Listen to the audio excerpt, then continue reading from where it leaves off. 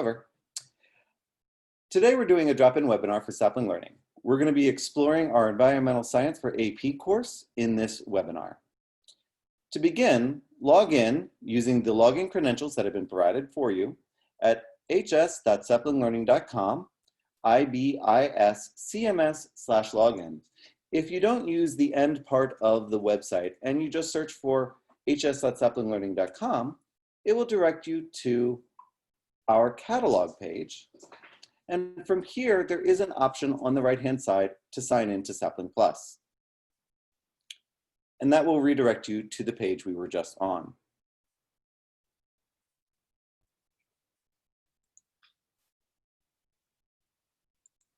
On this page, you can log in using your username and password that have been provided to you. Once you log in, you'll be able to see a list of courses in which you are enrolled. And here I've entered into this training course, which we will explore today. The left-hand side of the course has a lot of resources for teachers, such as your class gradebook and your class roster. I'll come back to these towards the end of the training. The center of the course, as you'll see, is laid out by chapter, and each chapter has resource links in the beginning of it and several assignment types after those. Each title is different in terms of which resources are available and which assignment types are available. I'm exploring this course today because it has all of the types of resources and assignments that you may encounter in a SaplingPlus course. The right-hand side of the course has a calendar, as well as links to student resources and the student edition of the textbook. If you and your students have not entered into your textbook yet, then the very first time that you click on the link for the student edition of the textbook on the right-hand side, you'll be prompted to enter in an email address and then to make an account for our ebook platform. This process is fairly quick. The only consideration is keeping in mind that as you are creating an account, you can use any password that you or your students will remember. And then you will be able to enter that information, have the system save it, and then the next time that you click on the student edition link on the right-hand side, it'll just single sign you into the ebook platform. And so you won't have to worry about using that information after that. There is one place in the system where remembering your password can be very helpful, and I'll show that to you momentarily. Once you're in the student edition of the ebook, you and your students will be able to explore it fairly easily. You'll notice that it opened up to the last page that I was on. You and your students can explore the ebook using the table of contents here on the left-hand side. You can choose a chapter and then a specific module that you would like to go to. In module 18, if I scroll down, I can see that there are many features here such as references to previous chapters. If I were to click on this link, it would take me back to chapter 5. If it's referring to a figure and I click that link, it will jump me to that figure. I can also expand the figure for ease of viewing. And if you wanted to, in whole class instruction, you can make that figure full screen. If you encounter any vocabulary terms, you'll be able to click on those to get a pop-up of the definition of that vocab term. And as we scroll down, you'll see that as it works through the text, you may encounter things such as do the math videos for AP Environmental Science, or if you're in a math title, it may have practice problems for your students. And as we scroll down towards the very end of this module, we'll encounter AP practice questions. Most of our titles are AP, and so you'll see these types of AP practice questions at the end of many of the modules or sections. As your students are studying, they have options for highlighting. So if I select some text, then I can highlight different colors. And then I can also leave a note for myself. So this one, I can make a note about population density, study for Tuesday. And so if I'm a student taking notes in my text, then whenever I come back to that area of the textbook later, I'll be able to see that note that I've left for myself. All of the notes and highlights are also shown over here in the left under your notebook. So students will be able to go here to find any notes that they've left previously. They can click on that link for the highlight or the note, and be taken to the page where that highlight was. So after they finished reading and leaving highlights and notes for themselves, they can come back to their notebook and find all of the notes that they left for that section. In addition, when students select text on the page, they will see another option for creating a flashcard. So they can create flashcards and organize those flashcards into decks. So I have 2 decks already, one for speciation, one for chapter 7. I'm going to go ahead and drop this flashcard that I'm making now into the chapter 7 deck. What I've selected will become one side of the flashcard, and then I can define whatever I want on the other side of the flashcard. On the other side, I will just put basic characteristics of populations and save. And now I've got a flashcard that is in this deck of flashcards that I'll have access to anywhere where I can get to my Sapling Learning course and then the e-textbook. And you can see again, these flashcards are organized into decks, and so students can make as many decks of flashcards as they want. And then within an individual deck, they can also make new flashcards completely from scratch, where they define both the front and the back of the card. Those flashcards are over here on the left-hand side, and I can collapse that by clicking on the image for the flashcard, and it will collapse down again. You may have also noticed that every time I click on the main page, an extra toolbar is popping up along the bottom. I can also expand and collapse that using this arrow on the bottom right corner. This toolbar tells me the page number that I'm on, and I can also use this to navigate to another page. So I can enter in any page number, and it will correlate with the physical edition as well.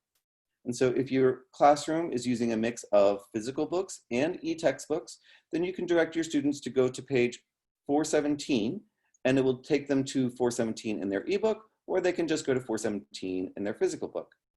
They can also navigate using this scroll bar along the bottom. I think of this as the equivalent of flipping through the pages of the book, and so we can navigate to any page fairly quickly by using this method as well. If you or your students need to print out a few pages, there is a print function. So you can print up to 10 pages per print. And so by doing this, you can get a handful of printing for either a student that doesn't have access to the e-textbook, or if you wanted to use the printed out pages in an in-class activity. There's a formatting option here that's unique to each user. So the user can define their text size and the font that they want to use. Note there is a font option here for dyslexic students. They can choose the background, and they can choose the margin and line height. And so you can set it specifically how you would like to read your ebook, and then it'll remember that for the future. There's also a read aloud function for visually impaired students. So any of your students that need that extra accommodation, this function is here for them. There's a faster tool to highlight, so you can choose your highlight color first and then select the text.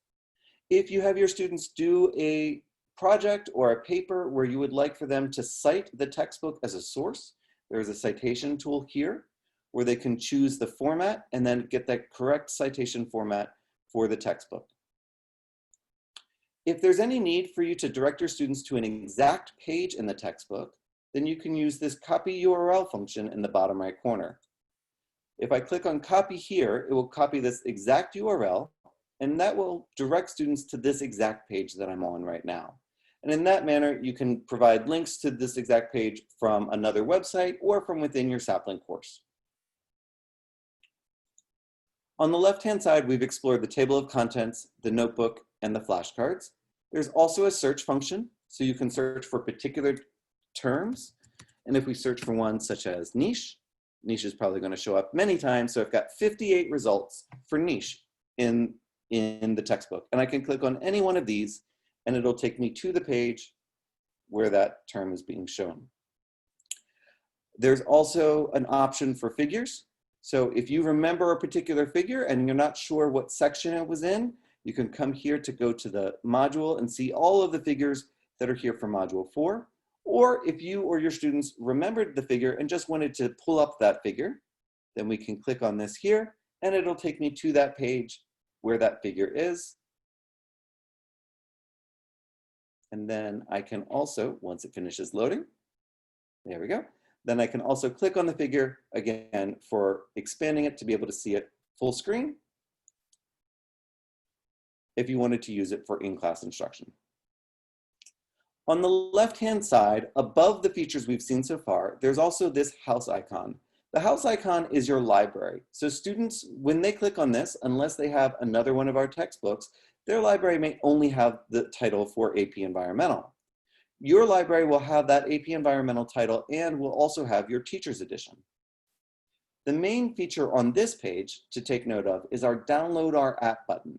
So if you click on the Download Our App button, then it will take you to this page where you have options for downloading our Bookshelf app for iOS, Android, Kindle Fire, Mac, PC, or Chromebook. And so you can download this app in any of these formats or in multiple formats, and you can have it on your Android or your iPhone, iPad, or Android tablet, or on a Kindle Fire, or on a standard computer or Chromebook. And once you've downloaded the Bookshelf app, then you can go here to download our textbook, and you can download the textbook onto the app, and then you and your students will have access to the e-textbook, whether you're online or offline. We highly recommend this for students that are going to be using their e-textbook at home. Just in case they lose internet access, they will still have access to their textbook. And then from here, I can select I was actually in this textbook. I can come back to the textbook, and I can continue reading from where I was at. If you note, the textbook opened up in a new tab in the browser. And so to get back to where I was, all I need to do is close this tab, and then I am back to the course where I was at. That's the student edition of the textbook. And you will want to click on that first when you enter into your course so that you can set up your Bookshelf account and then be able to use that Bookshelf account to be able to log into the Bookshelf app if you download it. The top of the course also has a link here for your annotated Teacher's Edition. If I click on this link, it will open up the same ebook platform that we were just in, but now it's opening up a different text. It's the Teacher's Edition of that text. So teachers, you'll want to click on that link to be able to log in and access your Teacher's Edition.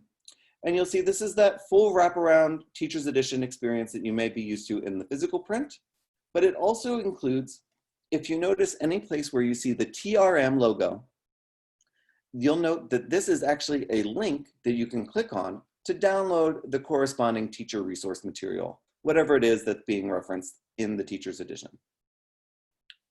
Other than that, all of the features are going to interact the same way that they do in the Student Edition. And so once you've become familiar with one, the other should be easy to use. The top of the course has your Teacher's Edition, and it also has links for your teacher resources. Above that, you'll see there are student resources. If I click on the student resources link, it opens up, these are the resources that are available to your students at any given time. And again, as we're in the AP Environmental course now, these are the resources specific to the AP Environmental course. Each course will have its own resources. Some of these features are similar from course to course, and some courses have their own unique resources.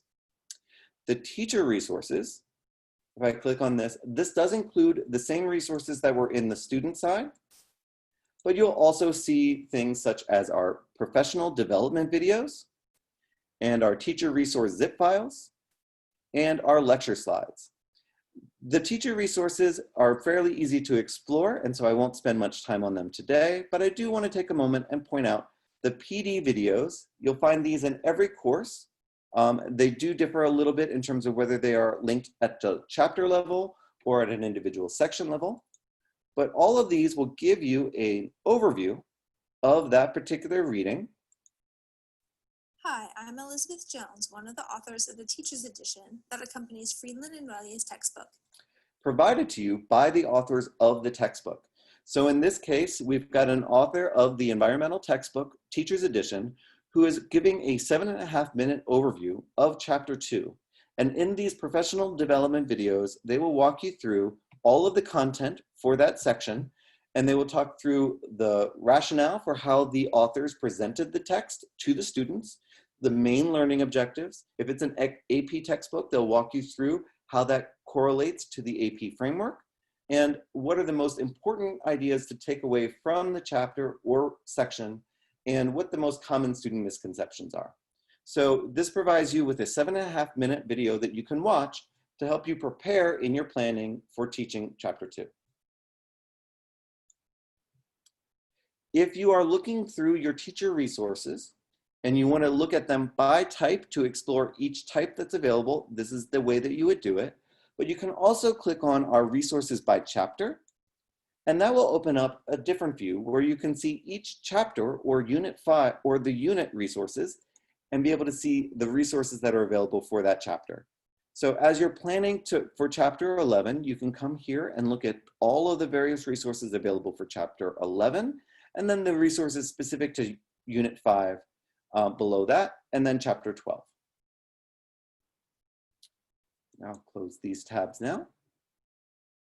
So those teacher resources in your annotated teachers edition, we want you to have access to them, and they are embedded in your course, but we wouldn't want for your students to be able to have access to them.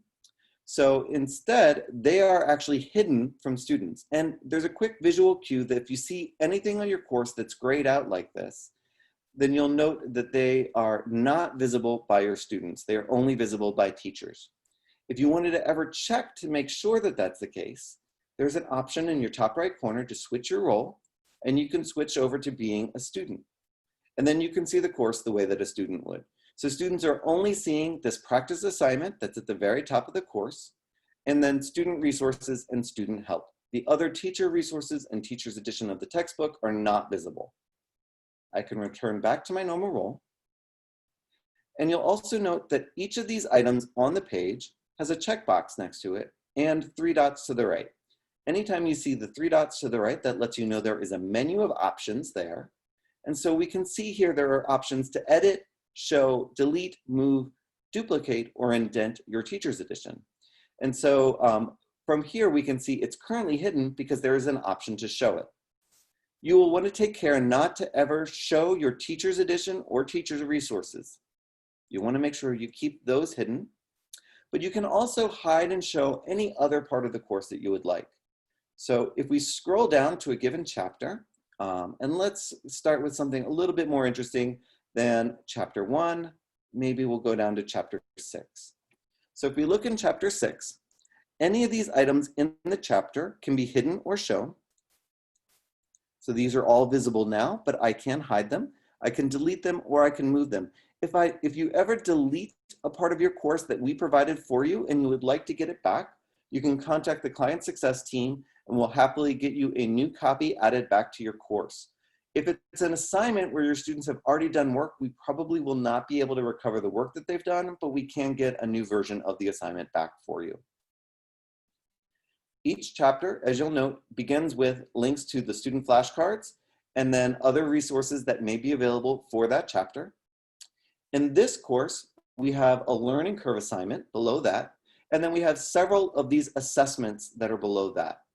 So I'm going to go ahead and go into the learning curve assignment now. Learning curve is our reading comprehension tool. And if you are familiar with our Launchpad platform, this reading comprehension tool is also prevalent in that platform. We provide this in our AP Environmental and other subjects such as AP Economics, subjects where there's a lot of reading and a lot of comprehension involved. So in this platform where I'm looking right now, this is the teacher dashboard. So I'm going to go ahead and go into the preview as student first so we can look at how the student experience is first. Every Launchpad has a target score that the student is trying to work towards. So in this tool, we are looking for the student to show that they have done the reading and that they understood the reading. Once they hit the target score of 150 points, then they will get credit for completing their learning curve and showing that they have read and mastered that reading. If I go ahead and begin the activity, then you'll see that these are questions that correlate directly to the text that this is for. So in Chapter 6, it refers to the types of parasites that can cause disease in their host. Hopefully your student will have done the reading before you assign the learning curve, and they'll be able to easily answer these questions. Note this question is worth 15 points. So if I'm able to answer this question correctly and earn those 15 points, then I'll be able to just do 10 or fewer questions to get up to the target score of 150. So parasites that cause disease in their host, let's try pathogens and submit the answer, and I got it right. Excellent. So if a student did their reading, they understood, they would get it right, they get the 15 points. Then I can go on to the next question. This question is true or false. Note that it's now worth 25 points. So as students are doing well in their learning curve, the questions can become worth more points, and they can become a bit harder. So here I'm going to submit my answer of true. I got it right. Excellent. I'm well on my way to the target of 150 points. I can go on to the next one. Now it's worth 35 points. So if I keep getting them right, I won't have to answer very many questions at all. But if a student does get it wrong, in this case, the parasitism is a particular ecological relationship most similar to, and I can go with mutualism, which is an incorrect answer, submit the answer, and I got it wrong. All right, well, that will happen where students are trying to do the questions and they will get it wrong. And we want to have them give them a chance to try it again. In this case, though, it is now only worth 12 points. So instead of 35, it's dropped down to 12 points, and I can try it again. And this time, if I get it wrong, or if I get it right, then it's only worth 12 points, and I've earned those points towards my target score. I can choose the next question, and if I just choose randomly, note that if a student answers a question too quickly, the system will notice and will warn them that it's possible that they are just randomly guessing and that they should take some time to slow down and read the questions. Now I can try the question again. And that time I got it wrong again, so it dropped even further. So now it's only worth 4 points. Students can also get a hint, and that will reduce the number of points that I can earn even further. So while I was doing well in the beginning and was able to answer the questions and earn points quickly, if students are just guessing and they are not taking the time to read the questions and they aren't getting them right, the points will become worth less and less. And then I'll have to answer far more questions in order to hit my target score of 150. So there's a very strong incentive in the learning curve system for students to do the reading initially, understand, and get the question right the first time. There's always an option for students to read the textbook along with the question. The whole goal of the assignment is for them to be able to read and understand. So if they're going to read the question, find the answer, and then get it right, then there's no penalty involved with doing so. And in this case, I'm actually not going to take the time to read it carefully. I'm just going to go ahead and submit. I did get it right. So then I can go on and do the next question. There is also an option for students to take a break if they've been working on their learning curve for a while. I'm going to go ahead and take a break now. And I can see my target score I'm working towards is still 150, and I've got 56 points towards that 150. I was doing well initially, but I did have a little bit of a stumble there, and so my current accuracy is only 51%. Here I can end my student preview and go back to looking at it the way an instructor would. And we have this option down here in the bottom left for me to show sample students. So here I can populate my dashboard with some sample students and be able to see how well they're doing on their learning curve. I can see of this class of 5, 4 of the students have already completed their learning curve, and they've gotten full credit for having completed it. They did take different numbers of questions to get there. And if I select an individual student in this view, then I can see for Marie Curie, she got 168 points after doing 9 questions, and her accuracy was 64%. Ralph had a higher accuracy of 81%. Louis was a bit lower at 66, and Adam was lower still at 58. So while all students get full credit for the assignment, you can come back and look and see how well each student was doing in their accuracy as they eventually reach that target score. Ada has not reached the score yet. She's only done 5 questions, and her accuracy is a little bit low. So hopefully Ada will be able to open up the reading and do the reading alongside of it and answer the questions more accurately in the future. If you don't have a particular student selected, the accuracy you see is for the class as a whole. You can edit the target score. So instead of 150 points, I can make it more or less if I want to make it more rigorous or a little easier for my students. And that's learning curve. So I'm going to go ahead and close out our learning curve here. Again, every chapter will have a learning curve for those titles that do include the learning curve type of assessment. So we would generally recommend that you would have your students do the reading and then do the learning curve for the chapter or the section that applies to it after they've completed the reading. Some students will do the reading, take notes, and be able to fly through their learning curve very quickly. And other students, they may need to be redoing the reading as they're doing their learning curve. So for some students, it may be more of a guided reading tool than a summation after they've completed the reading. Below the learning curve, you will see our Module 18 multiple choice questions. And we have one of those actually for every module and the chapter. So again, each title is going to have their layout of their assessments a bit differently, but you will see for every title, there are pre-built assignments here that correlate to the questions that are at the end of the module or section for that text. And if we remember from the end of Module 18, if I click into this, there were practice AP questions, and there were 5 of them.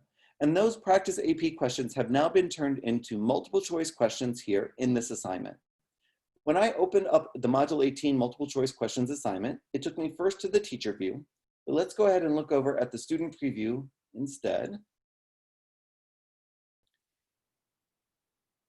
And in the student preview, we can see multiple choice questions that are listed here. And these are, again, the types of questions that could be in the, that are at the practice questions at the end of Module 18.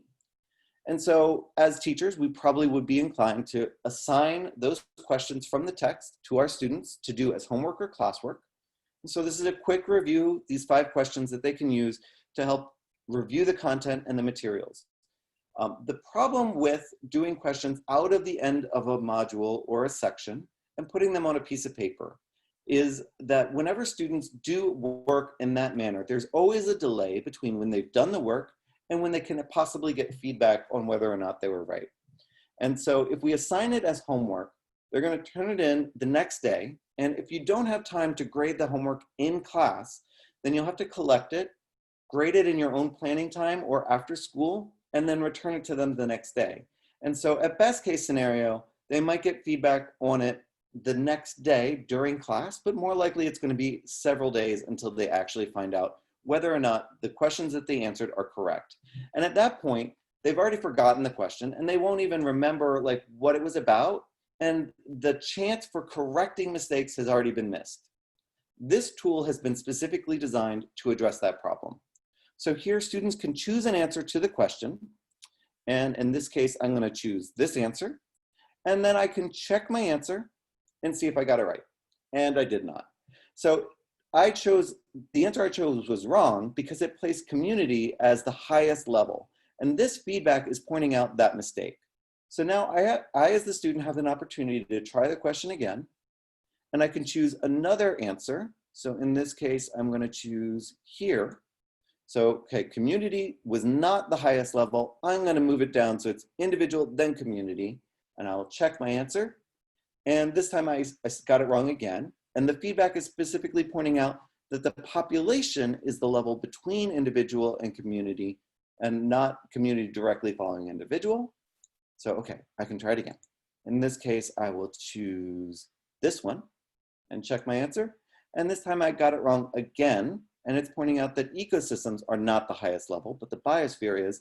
So at this point, it should be obvious to all students, regardless of the corrective feedback, that this is the right answer, and I can check my answer, and I did get it right. And so here's the solution, which is explaining to me why that's the right answer. Some questions will have really detailed solutions, particularly if they involved a lot of mathematical computations, then it might walk them through all of the steps. If it was a little bit simpler and more of a conceptual question, sometimes the solution just gives a little bit of positive feedback, such as, you got it correct. Every question, as the students working their way through them, if they get stumped in the very beginning and they need a little bit of help, they all come with a hint.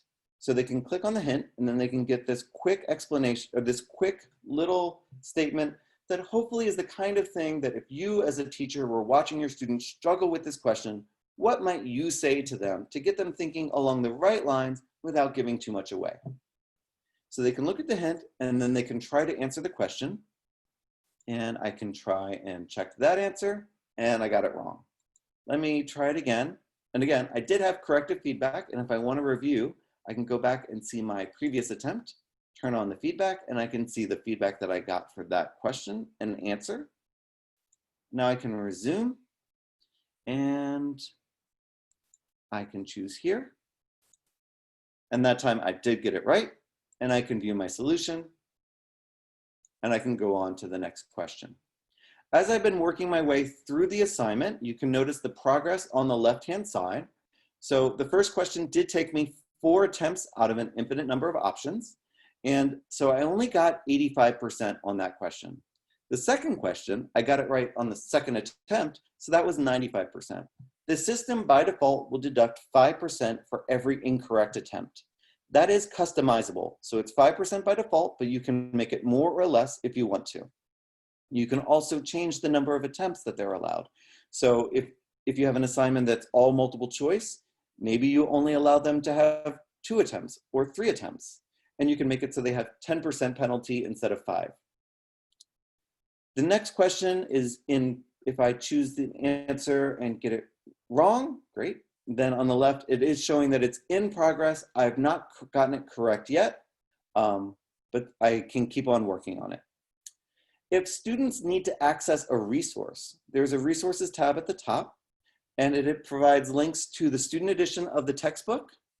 And so the first one is a link to the full book. The second one is a link specifically to module 18, which correlates to this assignment. The first one, if I click on that, it'll take me to the last page that I was on. The other link that's available here is our link to our periodic table. This is our interactive periodic table. So in certain science subjects, this will be helpful for certain sections. It's not going to be helpful in this particular section, but it is available at all times for all of the science courses. All right, that is the student experience of the assessment tool. I'll also note that the top here, the score is adding up. It started at 0 and it's working its way up. So essentially, if we assign this as a homework assignment and a student stops after only completing 2 questions and getting the third one wrong, then if they stop there, they will get a 36% on the assignment. But I can keep working on it and keep getting it higher and higher until I've completed all 5 questions. This student experience opened up in a new tab, so I can go ahead and close that and I can go back to where I was before. And this is the teacher view. So this assignment has 5 questions that come pre-built into it.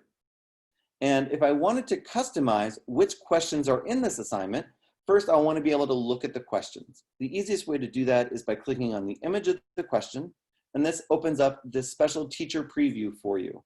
So in this teacher preview, it first lands on the correct answer. So we can see it's highlighted the solution. This is the correct solution. I can turn on the feedback and I can see this is the explanation that was provided along with that correct answer. I can also toggle over and see what were the incorrect feedbacks for each of the wrong answers. So if I got it wrong here, I would get that feedback. That wrong answer gets this feedback, and this wrong answer gets that feedback. So I can, as a teacher, really quickly evaluate all parts of the question, the right answers, the wrong answers, and all of the feedback that comes along with it. If I decided that I don't want to use this question in this particular assignment, I can just click Remove Question from Assessment, and it will no longer be in this particular assignment. It's still in the question bank, and if I want to, I can add it back. If I haven't closed the window yet, I can just click Add Back here and get it back into the assignment. If I have closed the window, then I'll have to go into the question bank and find the question in the question bank to add it back.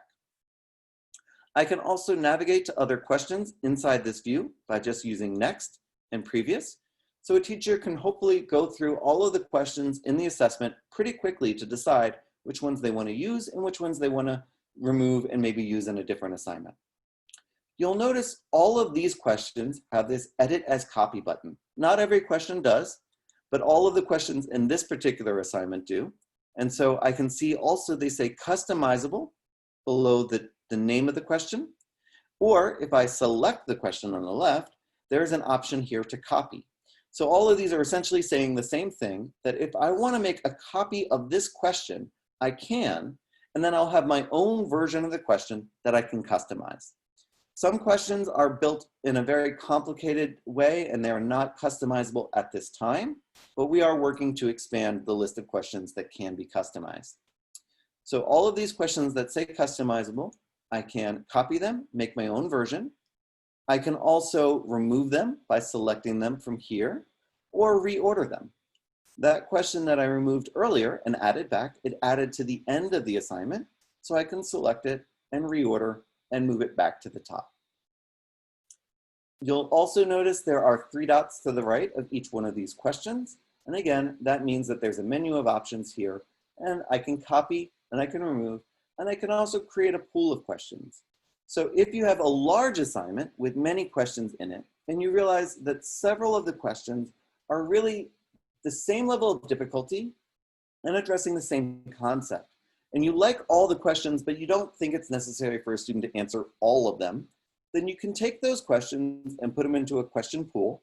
And then from that, you can define how many questions from that pool are asked of each student.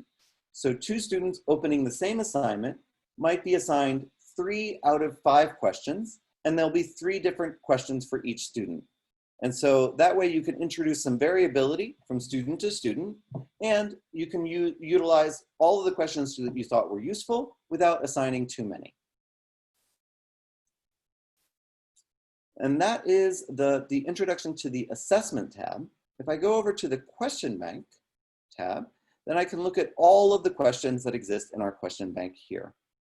And if I believe that module 18 was inside of chapter 6. So if you'll note, when I was selecting the entire question bank, there were 1,900 questions available. If I choose chapter 6, there's just 96 that are available over here on the right under chapter 6. I was specifically in module 18, so I can select that. And I can see there are actually 13 questions for module 18. This assignment only has 5 questions, and all 5 of them are based in the book. So you'll notice this question bank is organized so that the book-based questions are listed here, and I can see all but one of them have been already added to the assignment. There's this one other question that I could potentially add to the assignment by checking the box and saying add, but I can also preview it and then add the question from inside the preview. And so this particular question is coming from a slightly different area. It's from the Do the Math module. And so that's why it was not originally included in this assignment. You can also see that for module 18, there are 7 other questions that I could possibly use. These do relate to the same concepts as the questions that are already in this assignment. They are relevant to module 18, but they don't come directly from the textbook. So all of our texts, you'll notice that there are questions that do come directly from the textbook and questions that don't. If I wanted to evaluate these questions, then I can click on the image. And I can see this particular question is not multiple choice. It's one of our sorting questions. And so students are choosing answers from the answer bank and dragging them into the proper category. So in this case, they were identifying whether it described something that was overpopulated or underpopulated. And I can, again, look at all the different types of feedback that are available.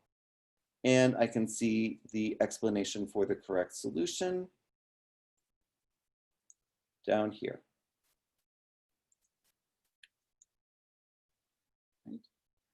And so you can see these are all of the different questions that are the additional questions that I could potentially add. And I could check the boxes to add them. I could make a pool. If any of these questions were customizable, I would also have the option for that here, but I'm not seeing that option under any of these titles. If I wanted to search the question bank, I can also do that. So I can search, let me go ahead and search for niche again and search. and I didn't get any hits. And the reason why I didn't get any hits is likely due to the fact that I'm selecting very specifically the additional questions from Module 18. So if I wanted to search a little bit higher, I can choose Chapter 6, and I've got one question that uses niche in the title of the question, or I can select the entire question bank, and now I've got 3 questions that use the word niche. If I search for something a little bit broader, let's try population. Population has 54 questions that use that term. I can also stack my filter on top of each other. So right now I'm filtering by that keyword, but I can also filter by question type. And so of these 54 questions on population, 41 of them are multiple choice, but there are also 5 sorting, 4 multiple selects, and this title includes video items. So I've got 2 video items, a drop down and a ranking, and I will apply those. And now I'm filtering to only include those question types and the term population. We've seen sorting questions. A ranking question is somewhat similar. There is a question bank down here, and students can grab answers from the question bank and then organize them in order of rank. In this case, they're organizing regions by lowest percentage to highest percentage for this particular question. If I note, there's also multiple select questions. Multiple select questions are like multiple choice, but more than one answer can be correct. Drop-down questions are somewhat similar to multiple choice, but here students are choosing from a drop-down to answer each one of these individual questions. And then there's also video items in some of our titles. So a video item, if I click on this, is going to be an explanatory video. And in this case, if I hit play, it is on logistic population growth. This graph depicts the growth of a hypothetical population over time. And The so population has no... you can actually take these videos and drop them into your assignments so students can watch a video and then answer questions about population growth or whatever that video may have been on. And we do have a number of these video items throughout this particular question bank. If I remove the term population, then I can see there are 21 different videos throughout the question bank. And so I can explore here all of those videos, and I can drop them into existing assignments if I want to, or I can build new assignments, or if I go back to the main course page, and I can always go back by just clicking on the name of the course at the top. Then if I scroll down to Chapter 6, you'll see that there are already animation activities using videos for Chapter 6. So there's an animation here about logistic growth, and that's one of those video types that we've just saw. But there's also an animation assessment that goes along with it. And so students could watch the video, and then these questions have been specifically authored to go along with that video. In addition to the question bank that we've already seen, there's also a custom question bank. And so if you create any of your own questions, and you can create multiple choice and numeric entry questions at this time, then they will show up here in your own personal question bank. We are expanding our list of options for the questions that you can author. So hopefully in the fall, you'll be able to author even more types. These questions will stick with you. Any assignment that you're in any course, you'll be able to see your own personal question bank. And this also goes along with any of the questions that were customizable. Let me jump back to another assignment real quick. And so these customizable questions, if I had made a copy of them, then they would show up under custom questions here. The last tab on this page is our responses tab. Now in this particular course, I don't have any students that have done work, so I'm going to jump over to another course. And here we can see an assignment where our sales representatives have been kind enough to act as students and take this assignment. So if you're looking at an assignment that's in progress, you'll be able to see how your students are doing in real time. Every time they click on Check Answer, it will report back to the gradebook, and this page will update. And so you can see if a student has gotten a question right, it'll be in the green shades from dark green down to yellow. And if you see a question that looks dark green, and each column here is a question, each row is a student. If you see a question that's dark green, then you can see they got it right in very few attempts. In this case, just one. You'll also see that you can just hover over a dot to be able to get more detail. If it's a paler shade of green, then it took more attempts. In this case, 4 attempts in order to get the question right. If it's all the way to yellow, then that means that it took many attempts, all the way up to 6 attempts in this case. If you see any dots that are in the red shades of color, then that means that those students have not gotten it right yet. And in fact, if you see the slash marks, that means that the student has opted for the give up option. And hopefully none of the AP students are going to be doing that for any of the multiple choice questions.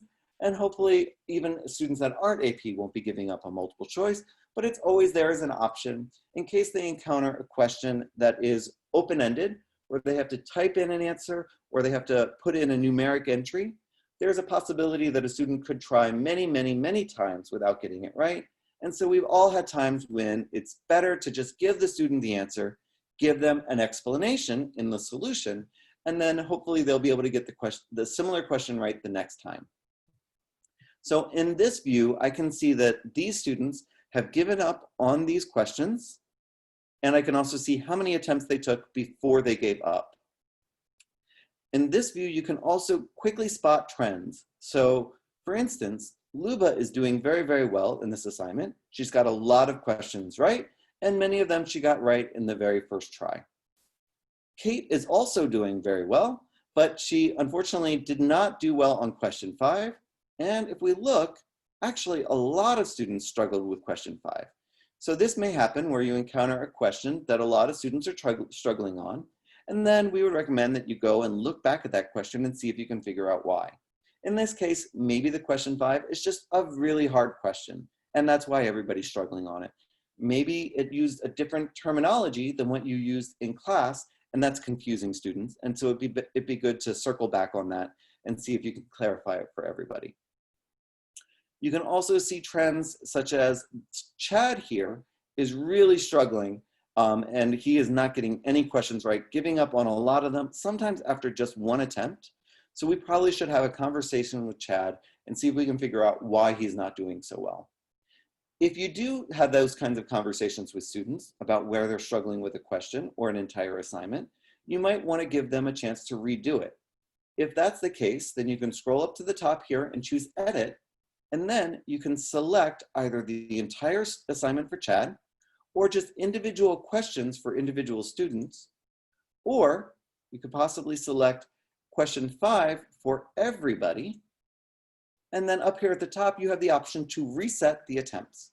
So we could reset question 5 for everybody. Oh, and while we're at it, we can reset Chad's entire assignment, except there were a couple of students that did well on question 5. So let's not reset Luba's attempt since she got it right, or Jess, and then they can get it, they won't have to redo the question that they've already gotten right. But then we can reset and clear out those attempts for all of those students. Or you can also give full credit or partial credit for those students. I'm gonna go ahead and hit cancel and not make any changes. But you would be able to do that for any student who's done any progress in any of your assignments.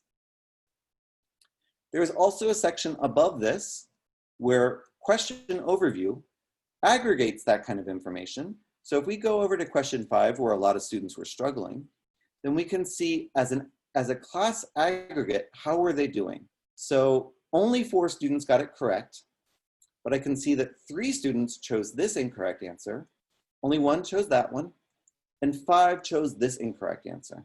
So I might want to circle back with the class now that I know that most of the students are getting it wrong either with this answer or this one, and be able to talk with them about why those aren't the correct answers. If I collapse that view and expand performance again, you can also dive in deeper by clicking on a student's individual name, and this will open up their particular version of the assignment. And so you can see every question, how well they did, and I can even see that in this case, so this student took 5 attempts, and if I wanted to, I can dig in and see every attempt that they took along the way. The attempt that says my attempt with a green check mark, that was their attempt where they got it right. And then the other ones are the ones where they attempted and got it wrong. So I can see each answer that was submitted, and I can turn on the feedback. And so I can see for this student, they chose this answer incorrectly. Then they got this feedback, and then they went on and put this attempt, got that feedback, put this attempt, and that feedback, and so forth. So you can walk all the way through your student's entire experience of the assignment and know all of the incorrect answers that they put, and hopefully have a good sense of what misconceptions they have and where they're struggling. So if you wanted to have a student to come in for tutoring, you can go through their assignments beforehand and see where are they struggling, what are the things they're struggling with, and be ready with that information before they even come in the door. From this view, you can also edit the question score. So from here, I can also reset questions or give them partial credit. And if I do that, then I can also give a comment to the student as to why I did that. So I can mark it incorrect, reset, or give it a partial credit. You can also toggle to other students very quickly, so you don't have to close this window and go into each student. I can choose them from the dropdown here, or toggle over to the next student in the list. That's your responses tab. I'm going to jump back to the other assignment over here and go to my assessment tab. So on this assessment tab, one of the key features to explore is our grading settings. So grading settings will show me how I can adapt this assignment in terms of how the students interact with it.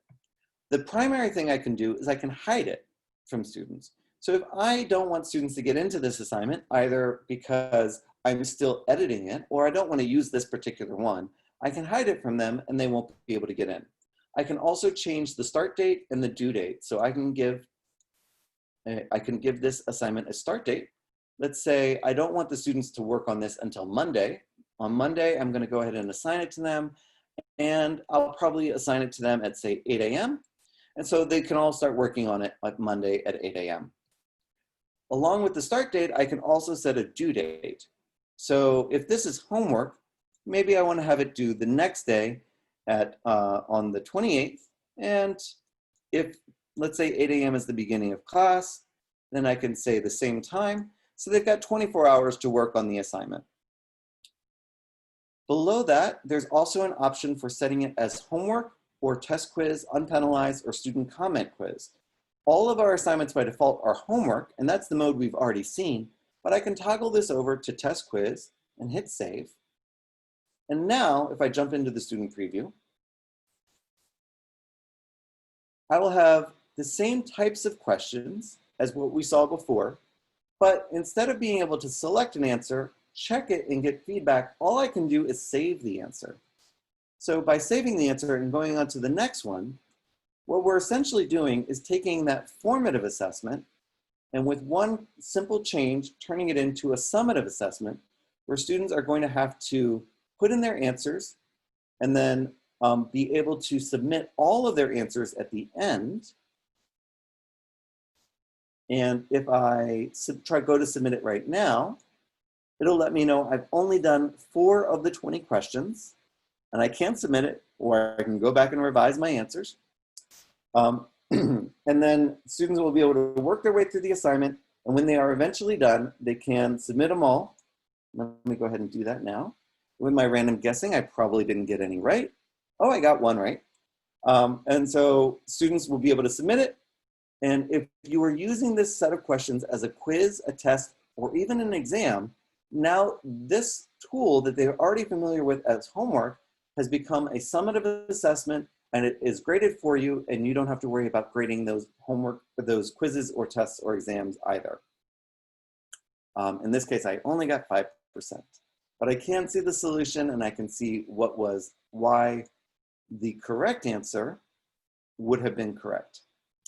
Let me go ahead and close that and go back to grading settings. So that's the test quiz option. They all again start on homework, but there are also another option below here for me to create a custom template. So let me go ahead and create a new one of those. You want to give it a name. So let's say I want this to be how I want all of my fall 2020 homework to grade.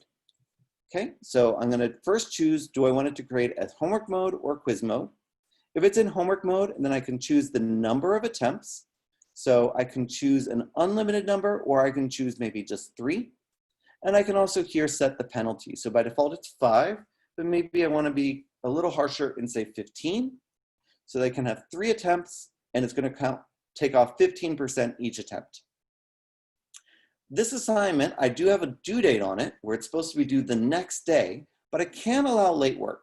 So if I want to, I can allow it for however many days I want. Let's say they can turn it in up to 10 days late, and they're going to lose 10% every day that it's late.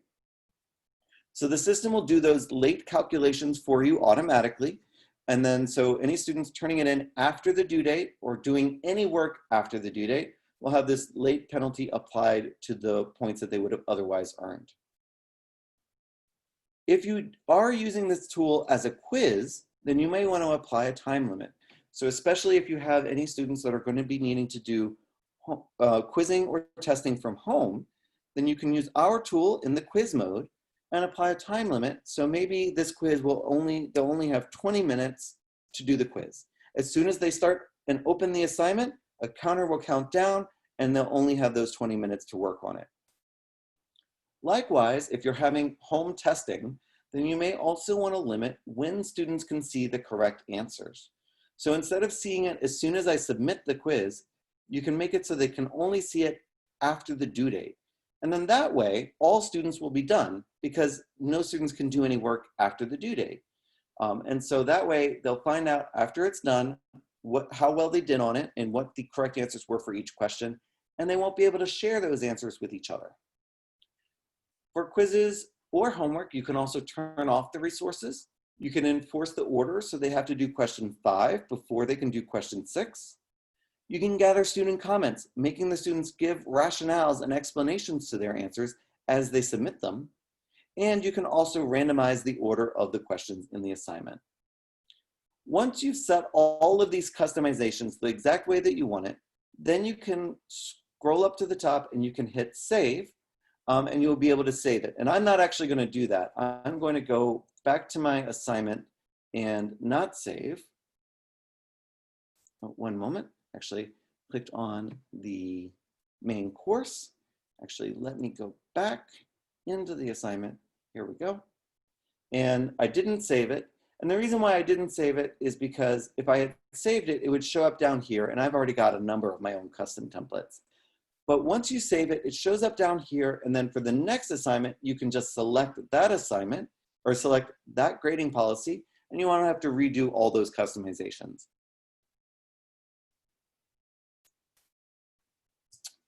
For this one, I think I didn't actually save the due date. Actually, let me try and go back to the main course. Yeah, I did not save the due date. So let me go back to the assignment again.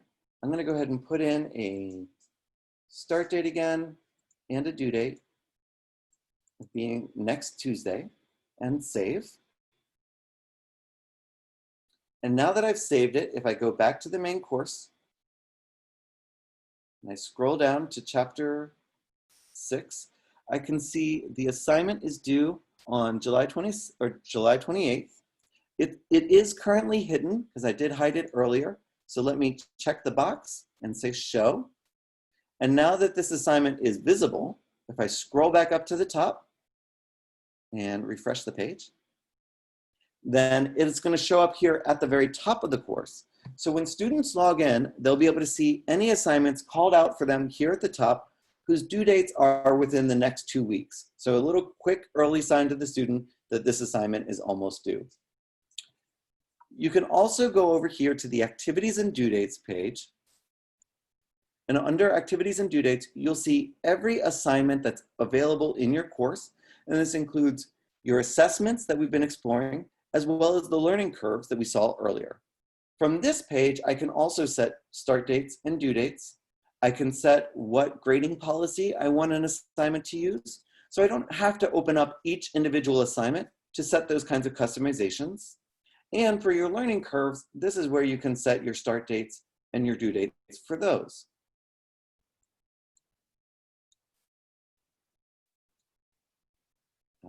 And actually, I want to not have it due on the same day and same time that it starts. There we go. So my learning curve is going to be due on the next day. And from here, I can also select multiple assignments. And not only can I easily change their settings for each assignment without opening it, but if I select multiple ones, then up at the top, I can say edit selected activities, and I can hide them all, set them all to have the same grading policy, make it so they all have the same number of points in the gradebook, say where they're all going to show up in the gradebook, or if I wanted to make them all have the same start date and due date, then I can do that. And then I would hit save, and it'll apply those changes to all of the assignments that I have selected. Along these lines, many teachers like to select every assignment in their course right from the very beginning. So as soon as you get into the course you'll use with your students in the fall, select every assignment, say edit selected activities, and go ahead and hide every assignment right from the beginning. And that way you don't have to worry about your students getting into any of your assignments before you've had a chance to get into it and customize it. I should also note, and this is a little bit deeper than we're going to go today, along with setting due dates and start dates, if you have any students that need custom due dates or start dates, there is an ability to set offsets and extensions. So for a student or a group of students, you can change the due date. So if one of your class periods is running a few days behind everybody else, then you can give them a little bit of an extension on their due date. If you have a student that has IEPs and needs extra time, then you can also do that for the individual student. I go back to the main page again. Now you can see that learning curve that has a due date next week is also calling out up here at the top. If you have any need to add any new assignments that are not the pre-made ones that we've given you, then you can do so from add an activity at the bottom of the chapters. So at the bottom of every chapter block, you'll see these two drop-down menus. And the left one is add an activity, and you would just choose assessment here from the first one on the list. And from there, you'll be able to create a new assignment, give it whatever name you want. You can actually set start dates and due dates on that first page and whether or not it's visible. And then from there, you'll be able to go into the question bank and add your questions. The drop down to the right of that, add a resource, is where you can add links to files or other websites. And there are a number of other options here as well that you're welcome to explore. If you add an activity or a resource to the bottom of a chapter and you realize you wanted to move it somewhere else in the chapter, then you could just select it and say move, or you can also use that tool to move it to a different chapter if you add it to the wrong one.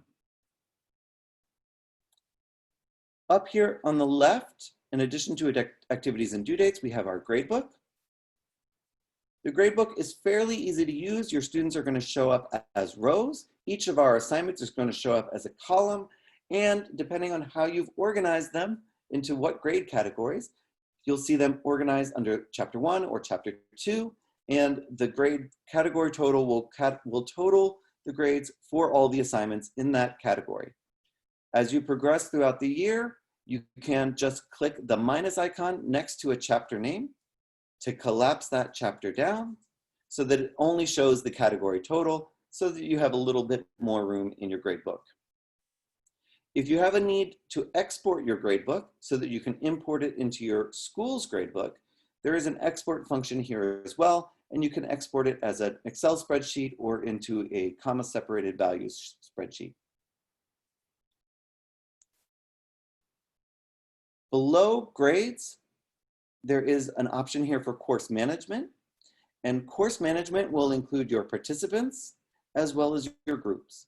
So participants is your class roster. Let me jump over to this course that does have people enrolled, and I will go to participants, and we can see from here, you can see all of the users that are enrolled in the course, their username, and when they last accessed. As a note, if you are using an integration with your Sapling Learning course, The username that's shown here is likely not going to be the username that the user will use, as they will be logging in under either Clever or ClassLink or inside of a different LMS, and then will single sign on into their Sapling Learning course. If you are logging in manually, as shown in the beginning of this video, then you'll be able to use the username that's shown here, and your students will use their usernames that are shown. And then if you have any of your students that leave your course throughout the year, you can just click remove, and they'll be added to the former students list at the bottom. If you have any students that are manually logging in and that they have forgotten their password, then you can also, as long as you're viewing only students in your list here, you can choose the reset option for that student to be able to reset their password, and then you can put in any password that you would like for that student.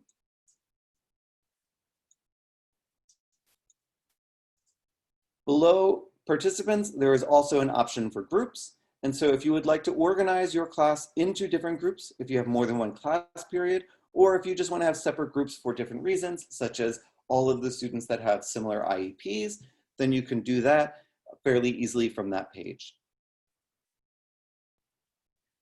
That concludes our webinar for today for our SaplingPlus course. If you have any questions, please feel free to contact your sales representative if you are viewing this for a demo purpose, or to contact your client success specialist if you have a course with us for this fall. Thank you.